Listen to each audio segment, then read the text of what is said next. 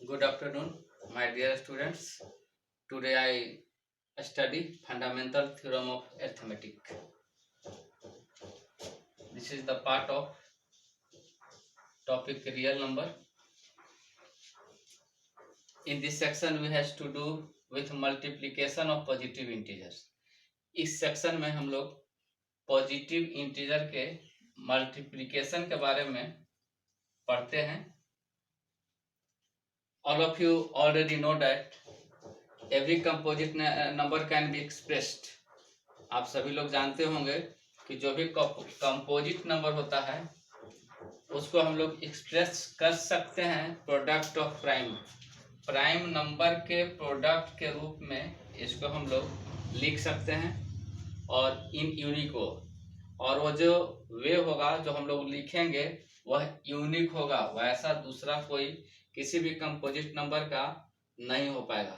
मतलब कि कोई भी कंपोजिट नंबर हम लोग अगर लेंगे और उसको प्राइम के प्रोडक्ट के रूप में एक्सप्रेस करेंगे तो वह जो एक्सप्रेशन होगा वह यूनिक होगा, वैसा दूसरा किसी कंपोजिट नंबर का नहीं होगा. This important fact is the fundamental theorem of arithmetic. इसी फैक्ट को हम लोग फंडामेंटल थ्योरम ऑफ अरिथमेटिक कहते हैं. यह जो फैक्ट है कि कंपोजिट नंबर को हम लोग प्राइम फैक्टर के रूप में लिख सकते हैं और यह प्राइम फैक्टराइजेशन जो होगा वह एक यूनिक होगा, इसी को हम लोग फंडामेंटल थ्योरम ऑफ अरिथमेटिक कहते हैं. तो it has so many deep significant applications. इसका बहुत ही साइंटिफिक एप्लीकेशन है, बहुत सारा एप्लीकेशंस है मैथ में, लेकिन इस क्लास में हम लोग एप्लीकेशन पढ़ेंगे केवल use to prove it irrationality of many numbers. बहुत सारा नंबर को इरेशनल प्रूव करने के लिए हम लोग इसका यूज करेंगे कि यह नंबर इरेशनल है. कोई नंबर दिया हुआ है वह नंबर इरेशनल है, इसको प्रूव करने के लिए हम लोग फंडामेंटल थ्योरम ऑफ अरिथमेटिक का यूज करेंगे और यूज करेंगे we apply this theorem to explore when exactly the decimal expression of a rational number. अगर कोई रेशनल नंबर है और उसका डेसिमल एक्सपेंशन हम लोग लिख रहे हैं तो डेसिमल एक्सपेंशन जो है वह टर्मिनेट करेगा कि टर्मिनेट नहीं करेगा, टर्मिनेटिंग रिपीटिंग. वह जो डेसिमल एक्सपेंशन जो होगा वह टर्मिनेटिंग होगा या रिपीटिंग होगा, टर्मिनेट नहीं करेगा, रिपीट करेगा. इसके बारे में हम लोग पढ़ेंगे. लेकिन इरेशनलिटी और टर्मिनेट करेगा कि टर्मिनेट नहीं करेगा, रिपीट करेगा, इसको समझने के लिए बहुत सारा टर्म्स जो है उसको पहले हम लोग को जानना जरूरी है.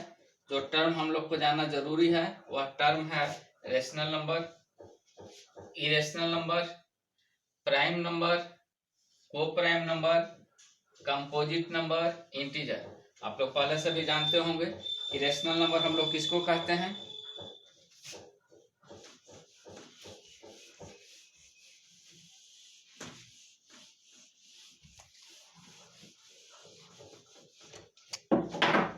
तो आप लोग जानते होंगे कि कोई भी नंबर जिसको हम लोग p बाई क्यू के फॉर्म में लिख सकते हैं, जहां पर q is not equal to 0 हो और p एंड q कोई भी इंटीजर हो, मतलब p और q कोई इंटीजर हो और q is not equal to 0 हो, तो हम लोग उसको कहते हैं रेशनल नंबर. और अगर उसको p बाई क्यू के फॉर्म में हम लोग नहीं लिख पाएंगे तो उसको हम लोग कहेंगे इरेशनल नंबर.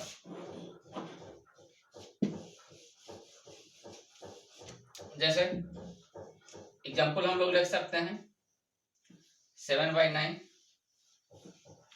यहाँ पर इसको हम लोग चेक करेंगे तो 7 है, यह एक पॉजिटिव इंटीजर है. 9 है, यह भी एक पॉजिटिव इंटीजर है. तो हम लोग इसको p बाई क्यू के रूप में दिखा सकते हैं, जहाँ पर p इक्वल 7 है और q इक्वल 9 है. और दूसरा हम लोग चेक करते हैं कि q जो है इज नॉट इक्वल टू 0, तो इसमें दिखा रहा है कि Q जो है यहाँ पर 9 है, वह 0 नहीं है, तो 7/9 को हम लोग लिख सकते हैं कि यह एक रेशनल नंबर है।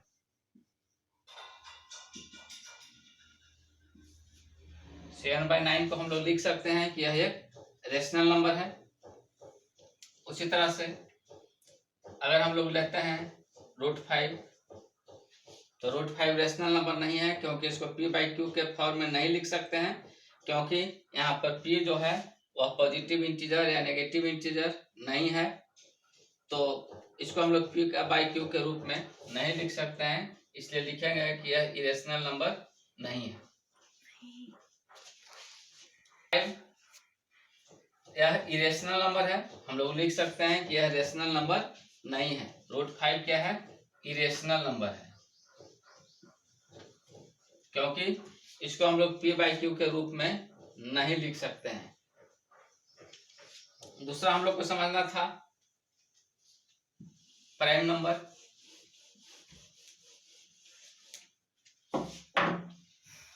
प्राइम नंबर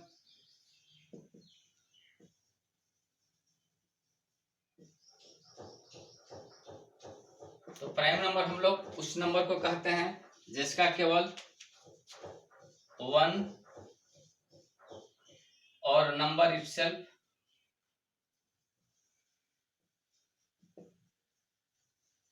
फैक्टर हो। मतलब 1 के अलावा अगर किसी भी संख्या का अगर कोई फैक्टर नहीं है तो उसको हम लोग प्राइम नंबर कहते हैं।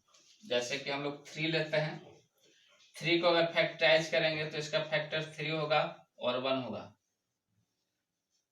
तो इसको हम लोग कह सकते हैं इसका फैक्टर जो है केवल 3 और 1 है। तो इसको डिफिनेशन को हम लोग इस रूप में भी समझ सकते हैं कि prime number is those number which have only 2 factors. जिसका केवल 2 फैक्टर्स होता है उसको हम लोग प्राइम नंबर कहते हैं, या जिसका केवल 1 फैक्टर हो और वह संख्या इटसेल्फ फैक्टर हो उसको हम लोग प्राइम नंबर कहते हैं। तो प्राइम नंबर आपका 3 हो गया, 2 हो गया, 7 हो गया, ये सब को हम लोग प्राइम नंबर कहेंगे। एग्जाम्पल हो गया प्राइम नंबर का, पहले से ही आप लोग जानते होंगे प्राइम नंबर। उसके बाद हम लोग कंपोजिट नंबर देखेंगे। कंपोजिट नंबर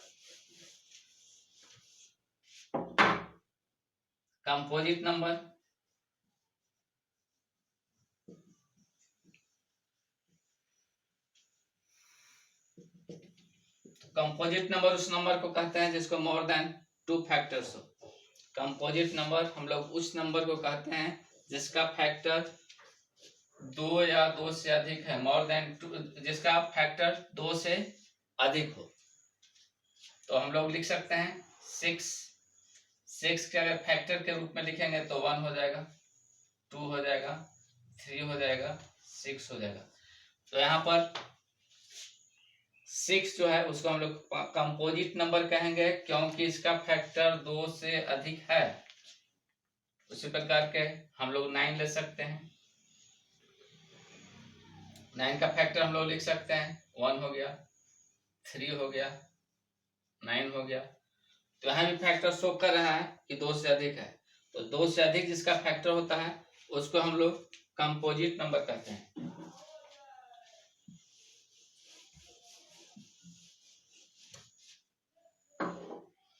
आगे हम लोग समझेंगे को प्राइम नंबर।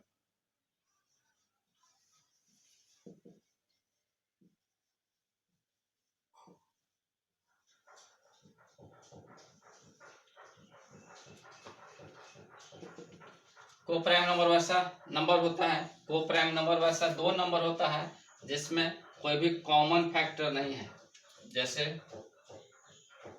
कि हम लोग 25 लेते हैं और 12 लेते हैं। 12 का अगर फैक्टराइज करेंगे तो 1 हो जाएगा, 5 हो जाएगा, 25 हो जाएगा। 12 का अगर फैक्टर करेंगे तो 1 हो जाएगा, 2 हो जाएगा, 3 हो जाएगा, 6 हो जाएगा, 12 हो जाएगा। तो इसमें 1 के छोड़ करके कोई भी कॉमन फैक्टर नहीं है। ऐसे नंबर को हम लोग को प्राइम नंबर कहते हैं, जिसमें 1 केवल फैक्टर के रूप में है और इसके अलावा कोई भी फैक्टर के रूप में नहीं है, तो इसको हम लोग को प्राइम कहेंगे। और इंटीजर आप सभी लोग जानते होंगे, इसको हम लोग W से इंडिकेट करते हैं।